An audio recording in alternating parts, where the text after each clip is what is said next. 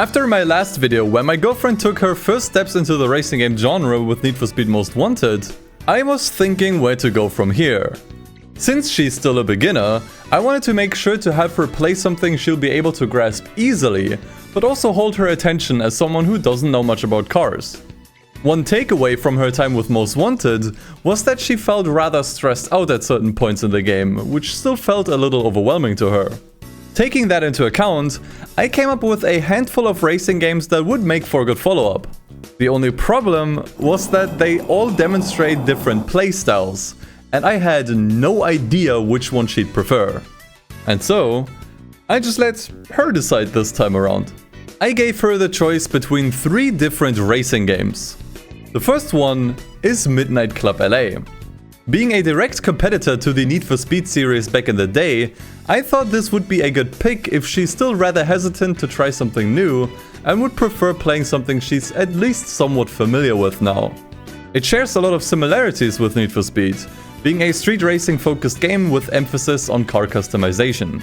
However, if she's up for something new, I also offered her a game that's a little more authentic with a greater focus on realism, where she might even learn a thing or two about cars. That game being the first Forza Horizon, arguably the best entry point for a simcade racer that blends more realistic physics with a fun and colorful festival atmosphere. Or alternatively, if she's not interested in any of that and just wants to inject adrenaline straight through her eyeballs, Burnout 3 would be the better pick. Seeing how she seems quite amused with car crashes, the Burnout series still fully delivers on providing the most chaotic racing game experience out there. So between all of these games, she ended up going with... I don't know why I'm making such a big mystery out of it. You've seen the thumbnail, you've read the title, it's Forza Horizon.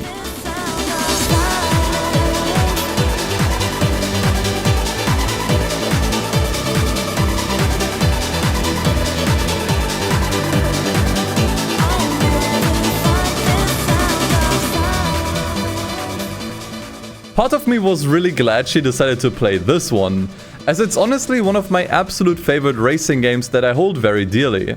I have made so many amazing memories with this game, and I would love for her to make her very own ones as well.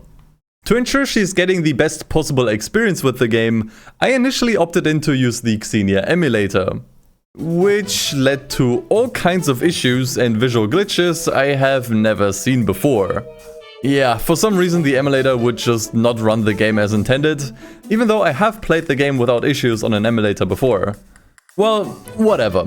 I'll just boot up my Xbox then and have her play the game there.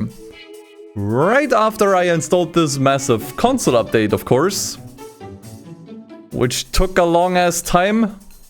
But okay, after around an hour of troubleshooting and console updates, I was finally able to put the disc into the box.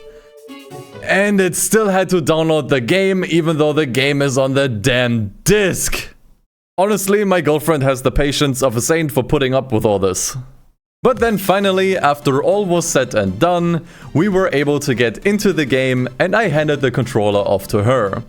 After a brief introduction and an explanation of the controls that I think went past her head entirely, we catch our first glimpse of the beautiful Colorado scenery. Now, when the game passes control of the car to the player, I was somewhat worried how she'd fare with the controls. The difference in realism between Most Wanted, the last game she's played, and Forza Horizon are pretty drastic. It didn't help that the controller she was using was also connected wirelessly, so there was more input delay than usual. And yeah, she basically sent it straight into the first corner. There is a suggested line on the ground that's indicating where you have to go and when to brake, but unsurprisingly she missed it for now. We'll get back to this point later, but I also wanted to highlight something interesting about this initial drive. The game displays some text at the bottom informing the player about some basic controls during the initial drive, which I highlighted as a good feature in my last video. I always thought this was the most organic and helpful way to teach some basic controls without interrupting the game, but seeing it in action here with a beginner at the wheel, I couldn't help but notice how inefficient these actually were. The tooltips here flash by in a matter of seconds and are comparably small. They're also at the bottom of the screen, when the player is more focused on the center of the screen where the road is. They are also a little more wordy than they needed to be. A simple button prompt with a single word would have been more than enough and easier to digest. The reason this matters is because the game gives control to the player when the car is already doing around 160 kilometers per hour and also generally accelerates really quickly. So reading text is not exactly easy here. Perhaps a flying start is not really the smoothest introduction to the controls. It feels more like a crash landing, in fact. Additionally, having a 90-degree turn while the tooltips are still flashing by on the bottom of the screen basically ensures the player will miss some, if not all of them. So overall, the way I would design the initial drive to be more intuitive and easier to digest for new players is to either have the button prompts show up during the cutscene, or to have a standing start with a slightly slower car, where the button prompts show up somewhere near the center of the screen, with the route itself going in a straight line for a while until all the relevant information has been passed on to the player. But getting back to the race at hand, despite her crash, she was still able to keep up surprisingly well with Darius Flint, the main rival of the game, even passing him at one point, if only for a brief moment. Thankfully, the outcome of the race doesn't matter all too much, as the game transitions into a cutscene where you get put into the shoes of your actual protagonist. I figured, now that she'll be driving something a little more tame, she would be able to keep the car on the road a little more. But perhaps that was a little optimistic. No! Auto! Vor allem alle haben so voll die geilen Autos, da komme ich so mit meinem Pupswagen.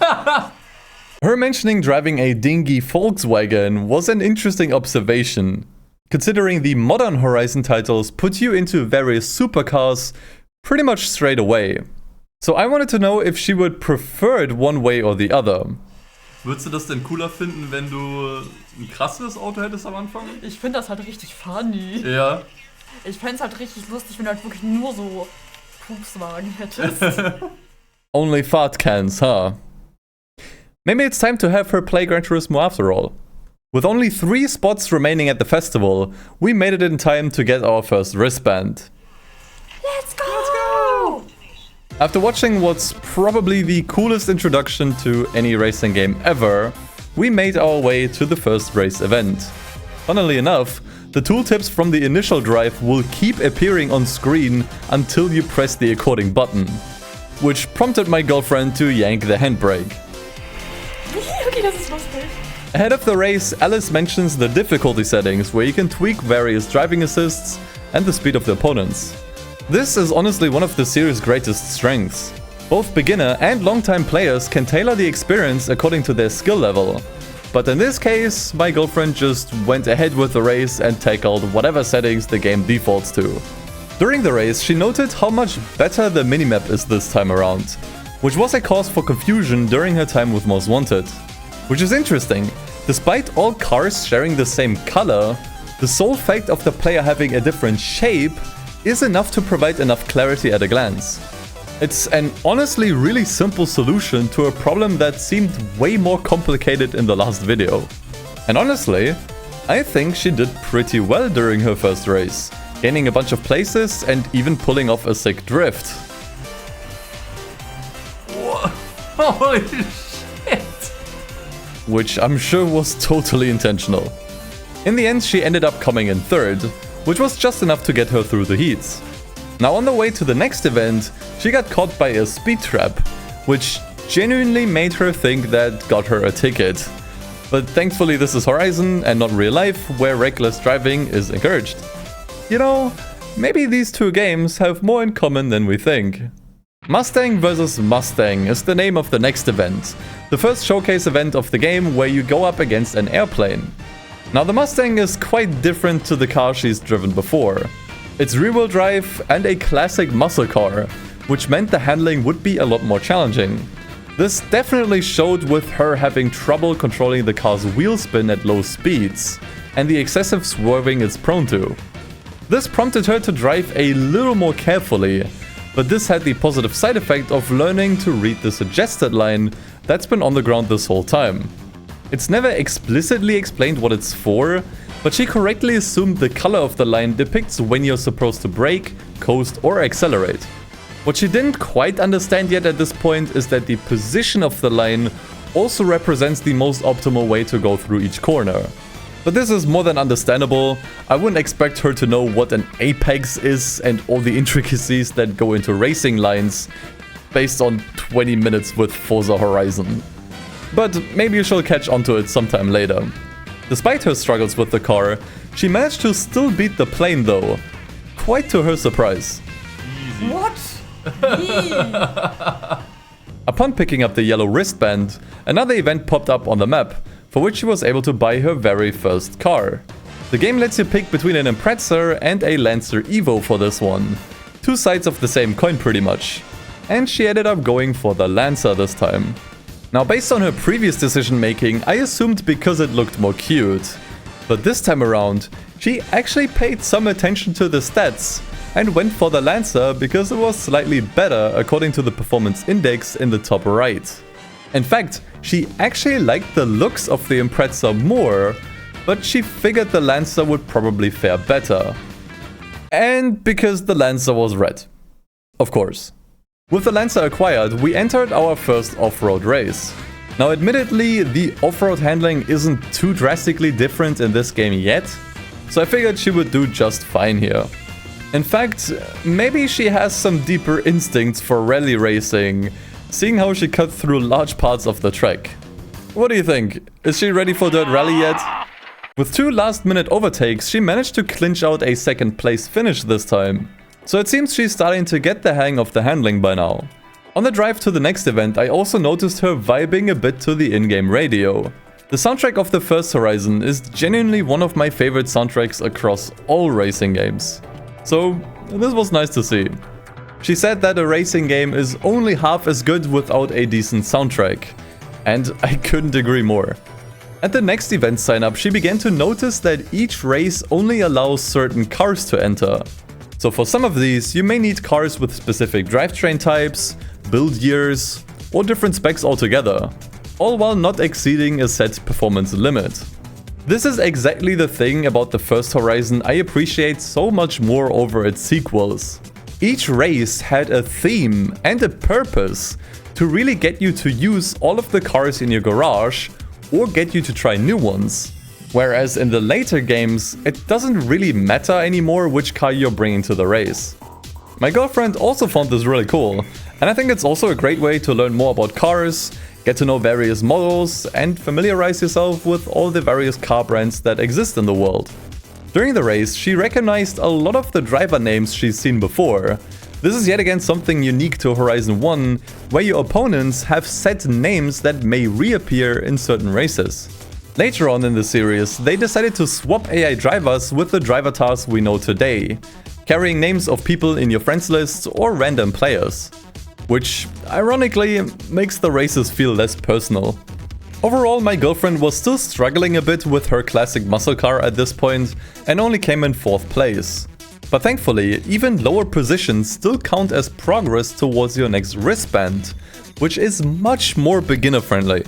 She mentioned that she feels a lot less stressed while playing this time around thanks to this system, and could actually see herself playing the game after a hard day's work to relax and have fun. Ahead of her next race, she finally decided to take a look at the difficulty options and was surprised she was playing on medium this entire time, considering she still did pretty okay overall. She also appreciated the small explanations on the side for each setting, as most of these settings might seem a bit foreign to someone who doesn't know much about racing games. It seems she was pretty happy with the default settings however, so she didn't change anything here. But I decided to take this opportunity to remind her of the rewind system, which she hasn't used up until this point. It flashed by really briefly during the initial drive, so I told her she can hit a button anytime to undo any mistakes she might make during a race. Going back to the racing line, while she did correctly guess that the color indicates when you should be braking and accelerating, I did notice that she doesn't really try to follow it at all. So I told her that the line represents the fastest and smoothest way to go through the track, Even if at times it can be a little inaccurate and suboptimal, she should still try to follow it as best she can. But in her defense, she was absolutely valid in saying that it's hard to follow with all of the other cars in the way. And with that, she has basically found the entire point behind racing in general and what makes it so tricky and interesting. After the race, rival racer Ramona put up a challenge to beat her in a 1v1 race, which would be the first street race of the game. Scrolling through her current cars, she was surprised that the Corrado from the start has the highest top speed out of them all according to the stats. Nein, ich bleib bei dir. Das ist jetzt mein Baby. Dein Baby. Ja. Weißt du, wie dein Baby überhaupt heißt? Mitsubishi. Close enough. Es ist ein Mitsubishi. Ne? Revolution, irgendwas Revolution. Close enough. Launcher Revolution. Close enough. Unfortunately, the duel wasn't going so well, although she was driving pretty okay. Well, for the most part. Oops. But the launcher revolution was definitely still a bit underpowered here. Thankfully, she wasn't required to beat Ramona and could just pick up her new wristband at the festival location, which is where she was heading next. On the drive there, she finally took notice of the upgrade signs and that you could smash them for a discount. She also passed by an outpost which represent fast travel destinations. We're gonna see more of these later on. Additionally, she realized that the points at the top of the screen increase her overall reputation at the festival. And I decided to tell her that this is how she can unlock special showcase events later, like the Mustang vs Mustang race from earlier. And just as we almost reached the festival site, she managed to do this. Okay. Wie? Wie? And then also this. Okay, wir spielen Burnout das nächste Mal. Du magst Car Crashes. With a barely functioning car, we eventually were able to pick up our green wristband, which unlocked the new events on the map. But before we went on our way, we stopped by the auto show, mostly to just take a look at the various cars on offer. While we were here, she wanted to know if there's a red Lamborghini in the game, upon which I asked her why she's interested in that car in particular. Her response was that her favorite character from the Ace Attorney games, Miles Edgeworth, apparently drives one, and then showed me this picture on her phone. I then pointed her towards Mazda. Hä? Wie? Hast du mein Handy gesehen? Nein, ich weiß, dass ein Mazda X8 ist. Was? Was? So inevitably, this is where her hard-earned cash went. But we still had to stop by the paint shop to give it the right color. With one of her favorite cars finally on the road, we headed north to one of the newly opened up races. Unfortunately, our RX-8 wasn't allowed to compete, so we had to get yet another new car. Of course, she went for the Trueno, given that it's one of the few iconic cars she does recognize from the initial D anime. I figured she would do fine here, given that the Trueno is much slower than anything she's driven yet. But something about the race gave her much trouble. The track itself was definitely more technical and narrow, and the low weight of the car led the rear to break out more often, which she still had some trouble controlling at this point. But despite coming in last, she still got at least a few points towards her next wristband, though it definitely wouldn't be enough if she continues to struggle with other races. And so we decided to ditch the industrial area and headed for the city, where something unexpected happened. At one point, she tried to drive into a parking garage, which is usually used as an entry for the street races that she had yet to unlock. If you try to drive into the parking garage before unlocking the street races, a unique voice line will play, with you promptly getting kicked out. Invite only, dude, and you ain't got an invite. Learn to walk before you can run. I have played this game over and over again as a teenager, but this was news to me. Goes to show that there will always be something you didn't know about your favorite games. Anyway, we got back into our trusty Corrado for a hot hatch race, which was the car she found the easiest to drive still. This probably has a lot to do with it being front-wheel drive, which is a lot more forgiving when it comes to oversteer. Though sadly, she didn't manage to get a decent position this time around again, so I urged her to use, or rather abuse, the rewind system a lot more. There are no penalties or limitations for using it, so I told her to use them primarily to learn difficult corners or avoid hitting other cars. And yeah, I could tell she was slowly starting to turn into a true Forza driver. Unfortunately, despite her efforts, she didn't manage to improve over her previous attempt, which is when I realized, hey, wait a minute, this race sucks. I recall this race in particular being way harder than all the others for no apparent reason. I would always turn down the AI difficulty a notch for this one, so that's what I suggested to her as well. Though for now we decided to retreat and try a few other events. But in the meantime, my girlfriend wanted to hunt a few more upgrade signs. It's pretty interesting how she seemed to really enjoy finding these, considering they're pretty simple collectibles that are rather frowned upon in the modern games. They're not outright offensive, but I would say more people find these upgrade signs rather monotonous to get in the latest Horizon games. And I tend to feel the same. But seeing my girlfriend genuinely enjoy finding these, maybe they're not as bad as we'd like to think. It's just that after 5 iterations of the same type of collectible, we've grown a little tired of having to find and smash hundreds of boards across multiple Horizon games. So, after initially getting kicked out, we were finally allowed to visit the street scene for some less than legal races. Funnily enough, the cutscene made her think that she had to bet her car for these races, which I had to tell her was not actually how these worked.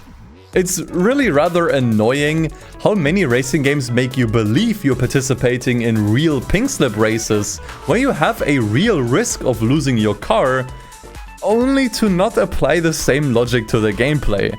Most Wanted is guilty of this, and Horizon 1 as well. Something ludonarrative dissonance. Look, I don't want to go over the same topic as hundreds of other video essays, but you get the gist. The weird thing about the first 3 street races is how you get less money the faster your car needs to be for each of these. Basically, the most entry-level race here earns you the most money, which my girlfriend noted as not making much sense, and she's totally right about that. So about the street races. Did you know there's traffic in them?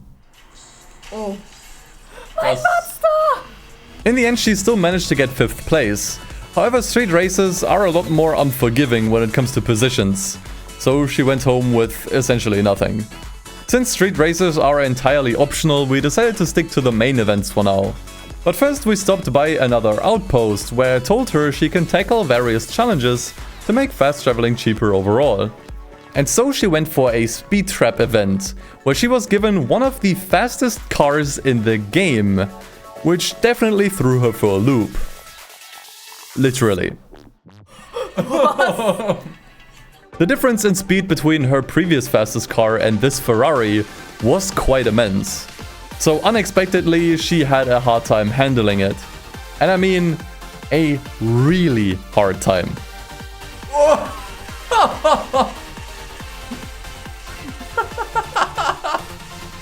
What's up again?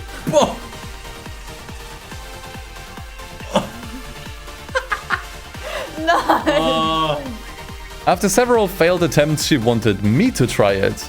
And to be completely 100% transparent, I failed it too. Twice. Yeah, maybe I've fallen off pretty hard, but I did finally get it on my 3rd attempt. Phew! First try. First try, totally first try. Way to embarrass myself in front of the girl. But in my defense, while playing, I noticed there was a high amount of input lag, which not only made the challenge harder for me, but possibly also made it harder for my girlfriend to learn the handling. I know this sounds like cope, and it probably is, but it was very obvious here. Thankfully, the next challenge was much easier, with her just having to head to a photoshoot location and snap a picture. And you know what? Without the massive truck in the frame, this would have actually been a pretty sweet photo. She also tried the last challenge where you need to rack up a certain amount of points, and although the target isn't all that high, I think she still didn't fully know what to do to even get points, let alone how to rack up a combo. To be fair, the game never gives any explanation on what driving actions give points. And in fact, I myself had to check a wiki for certain ones while playing some of the later games.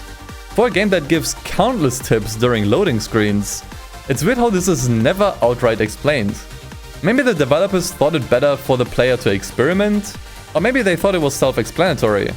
But there are some very niche actions that give points which I bet many people never heard of. Thankfully in this game, the entire points and ranking system is entirely optional. So we decided to leave the outpost behind us for now and head for the next race.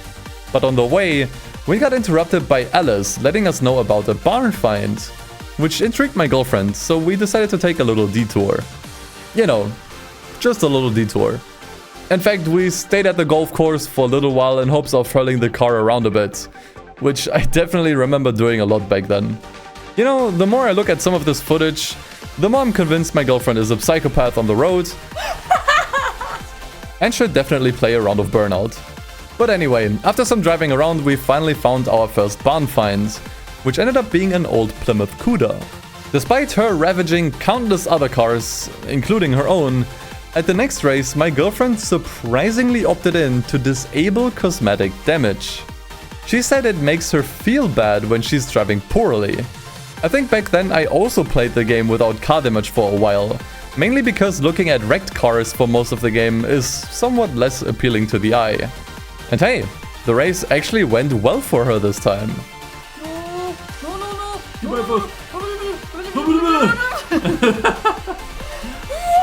Let's go!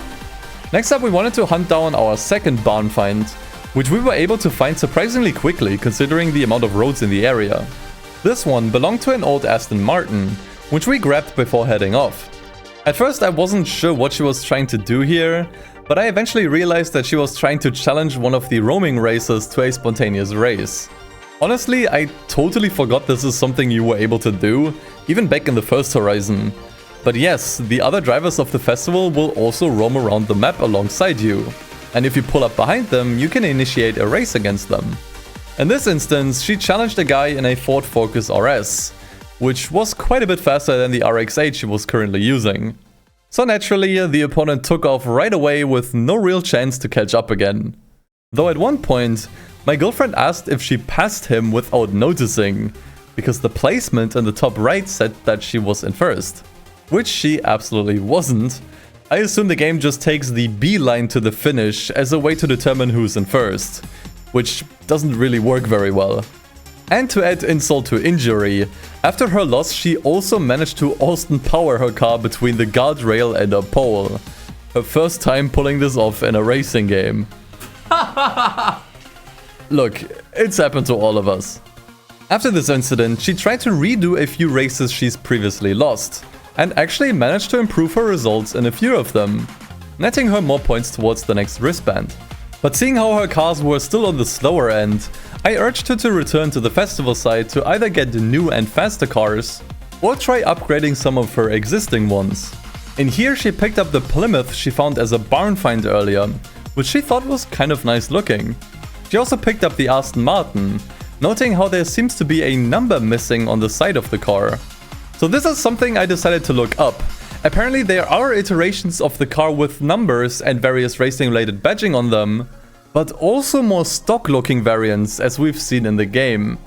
I assume the ones with numbers on them were actually used for racing, whereas the others without them were sold like this in dealerships as regular cars. But I'm honestly not entirely sure about this. Maybe one of you watching can explain the reasoning behind the two variants and their differences in the comments. For the next race, she had to buy a Ford that's at least A-class, where she decided to go with the much more reasonable choice in the Focus. I was a bit worried about her going into this one, as I recall this Focus handling terribly if upgraded here, producing tons of understeer through even the slowest corners. But quite to my surprise, she actually did not mind the handling at all, and even managed to nab another first place. A very solid performance considering the car was a good bit faster than anything she's driven before. Well, minus the Ferrari. In the next race, she tried to use the Plymouth she picked up in the garage earlier, with which she learned after the very first corner that it's yet another rear-wheel drive car. Honestly, it was really cool seeing her correctly guess the drivetrain of each car simply based on how they behaved. In general, this was the reason why I was stoked for her to play a Forza Horizon game, because I knew she'd come out of the experience having learned a lot more about cars. This is also when I told her she can change the camera view to a first-person one, which immediately caused confusion. She asked why the driver's seat is on the left side of the car, when she thought Ford was an American car brand. It's an interesting thing to note, because yes, Ford did originate from the United States, but they also own a Britain-based subsidiary that created the Focus she was driving currently.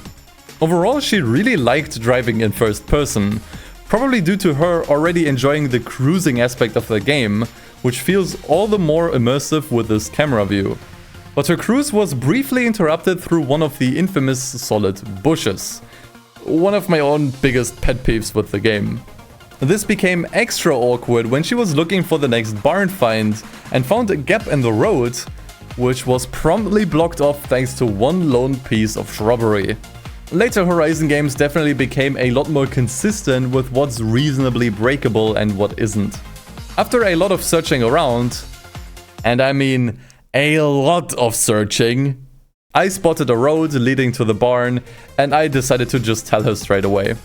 Funnily enough, the barn was right in front of the gap in the road she spotted earlier, so we were this close. With the money she's earned, my girlfriend was able to buy another car for an event that required an A-class all-wheel drive car. And she went with an Audi RS4 this time around. I figured all-wheel drive would be fairly easy to handle for her, especially compared to some of the rear-wheel drive vehicles she's used prior. According to her, it was definitely easier to drive, but not quite as easy as the front-wheel drive cars. Usually I'd say all-wheel drive cars tend to be the easiest in most racing games, but in Horizon, understeer is virtually non-existent, so front-wheel drive cars are very rarely difficult to drive as a result. During the race she unlocked the next showcase event, so we promptly fast traveled across the map to check it out. This one has you go up against a group of hot air balloons, which have a massive head start towards you. It's definitely not as bombastic as the first showcase event, but it still led to a fairly close call that I could swear she should have lost. At this point she was only 30 points off her next wristband, so we decided to try the awful hot hatch race from earlier again, but this time on easy difficulty, which made the race an absolute cakewalk for her, leading the race for the vast majority of the time. I took the opportunity to ask her if she should have maybe played on easy from the very beginning, but she actually didn't mind playing on medium, even if it meant not being able to get good placements in every race. After all, the game still gives you points towards your next wristband regardless where you place, so at no point did she feel the necessity to lower the difficulty.